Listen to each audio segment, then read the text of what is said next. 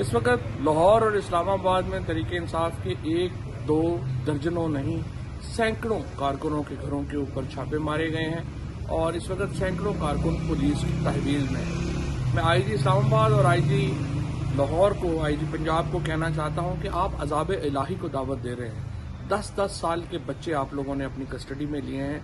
आपकी पुलिस ने तशद्दुद किया गया है औरतों के ऊपर, लोगों के घरों में चार दीवारी का असूल पामाल कर दिया गया है। तहरीक इंसाफ के लोगों का जुर्म यह है कि वो सियासत के लिए, अपने इंसानी हकूक के लिए और पाकिस्तान को एक मॉडर्न डेमोक्रेटिक स्टेट बनाने के लिए जदोजहद कर रहे हैं। क्या ये जुर्म है कि उनको उठाकर रातों को जेलों में डाला जाए, उनके खानदानों को, उनकी बेगमात को, उनकी माओं को, उनके बच्चों को इस तरह से जलील किया जाए?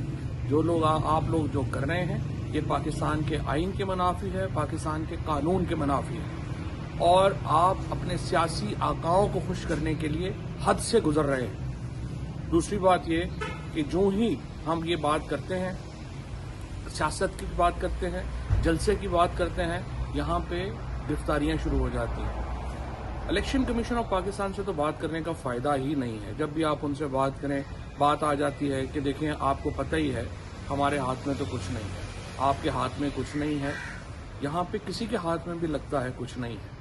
और